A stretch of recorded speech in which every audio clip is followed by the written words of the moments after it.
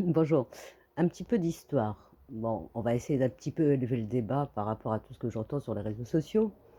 Charlie Hebdo, ce qu'il faut savoir, ce torchon, moi que j'appelle un torchon, est né à l'époque, hein, c'était Harakiri, le journal.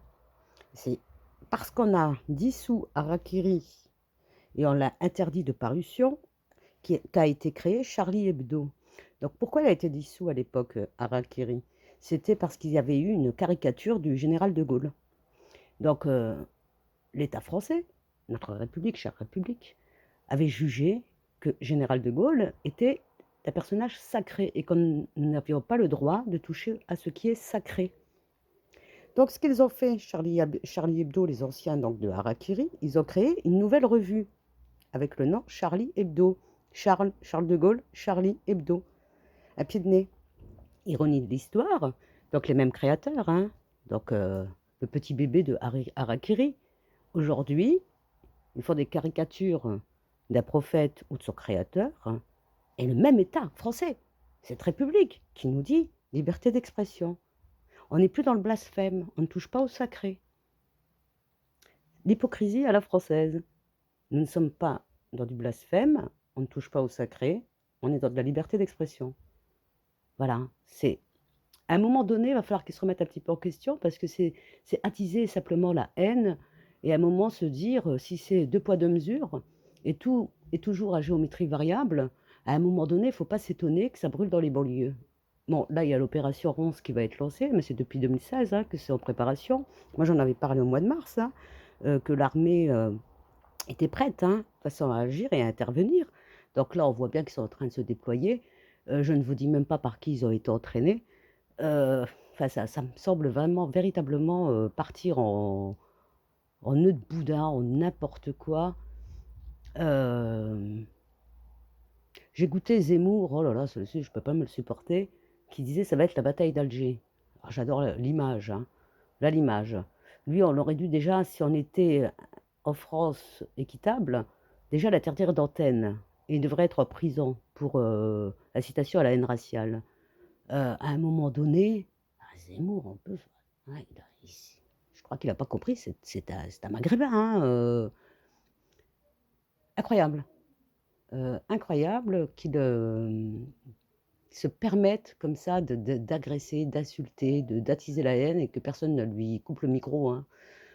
Enfin bon, à un moment donné, de toute manière, se passera ce qui se passera. Ça devient vraiment assez pénible comme ça va partir en cacahuète. Évidemment, ça part en cacahuète.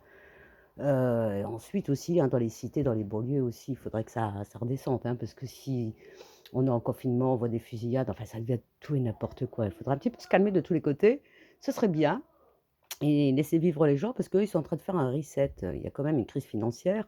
Ils utiliseront tous les moyens, tous les stratagèmes pour camoufler ça et remettre la faute sur les Français. C'est pas qu'en France que ça se passe, on va le voir dans tous les pays d'Europe, et puis ça atteindra de toute façon aujourd'hui, hein, c'est toute la terre hein, qui sera touchée. C'est une crise financière. Donc on fait un reset. Donc les mois qui viendront et les années qui viendront, bah voilà, hein, la fête est finie, hein. Enfin, la fête est finie si tant est qu'on puisse parler de fête pour les années qu'on a passées. On s'enfonce et on s'enfonce.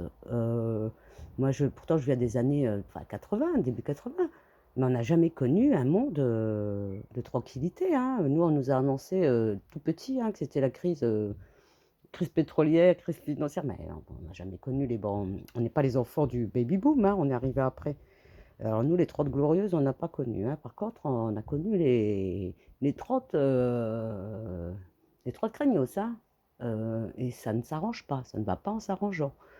Voilà, c'était pour la petite histoire du journal Charlie Hebdo, que moi j'appelle la torchon, parce que ça n'a aucun intérêt, ces gens. Aucun.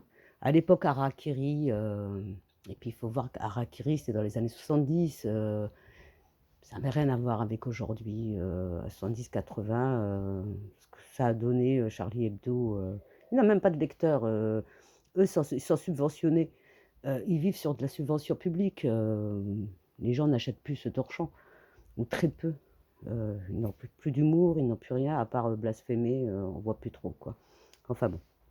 Et puis c'est pas parce que je suis, culture de tradition musulmane que je critique Charlie Hebdo, je l'ai toujours fait et si on blasphémait sur un autre prophète ou une autre religion, je réagirais de la même manière, hein.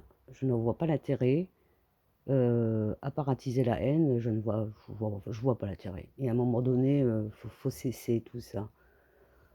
Donc voilà, voilà. C'était pour la petite histoire de Charlie Hebdo. Ironie de l'histoire.